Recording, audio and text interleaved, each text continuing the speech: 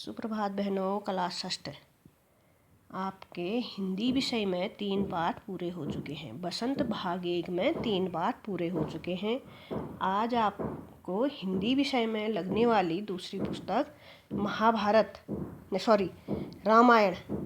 रामायण में अवधपुरी में राम इसके बारे में थोड़ा आपको सारांश बता रही हूँ। आप ध्यानपूर्वक सुनेंगी, फिर इसके प्रश्न उत्तर आपको करने हैं जो मैं कल को आपको बताऊंगी।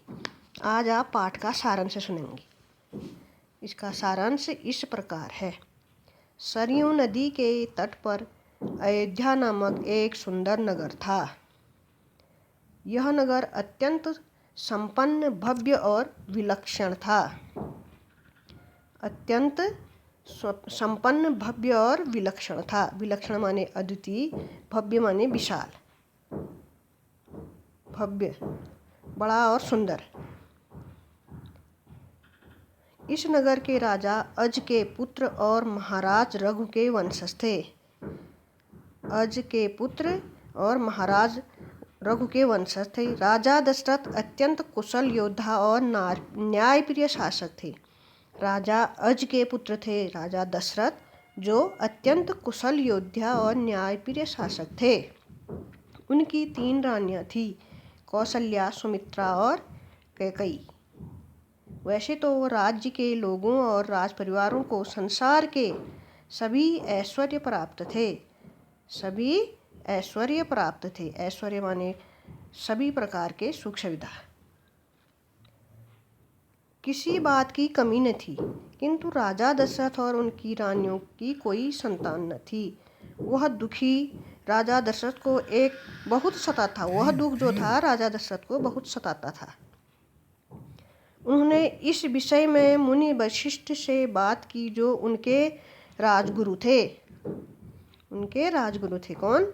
वशिष्ठ।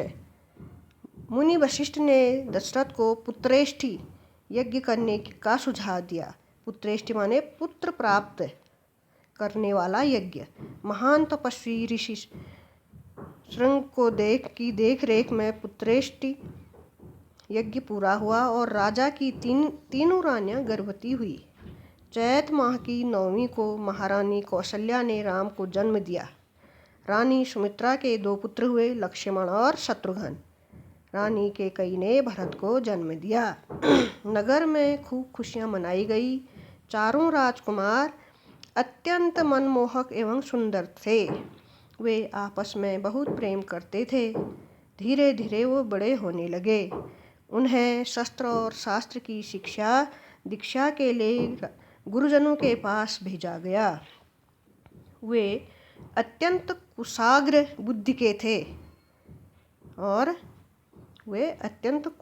बुद्धि के थे। शीघ्र ही सभी विद्याओं में पारंगत हो गए।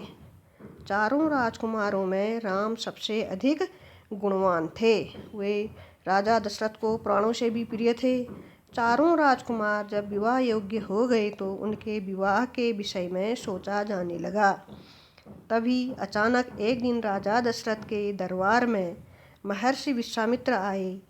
राजा दशरथ ने उनका खूब आदर सत्कार किया और उनके आने का प्रयोजन पूछा।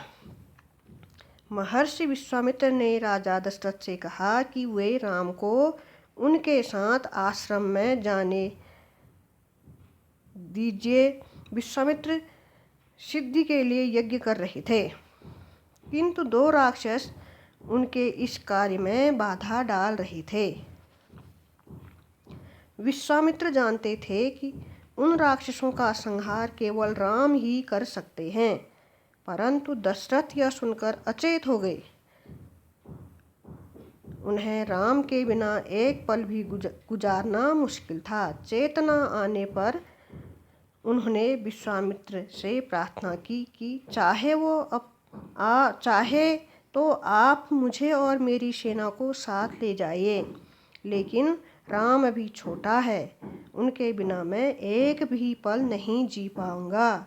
विश्वामित्र क्रोधित हो गए।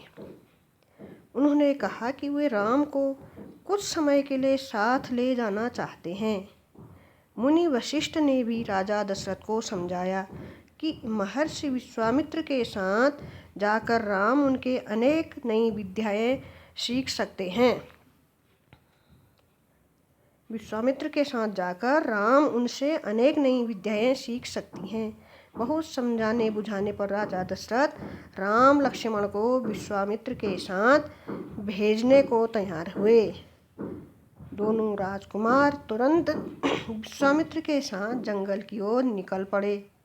विश्वामित्र आगे आगे, उनके पीछे राम और राम के पीछे लक्ष्मण और धनुष और तीर संभालते चल रहे थे। इस पाठ का ये रामायण के बाल राम कथा का सारांश है। अब इसमें प्रश्नोत्तर होंगे जो मैं आपको कल को बताऊंगी। आप ध्यान से इसे 2-3 बार सुनेंगे और फिर प्रश्नोत्तर लिखेंगे कल को। आज इतना ही।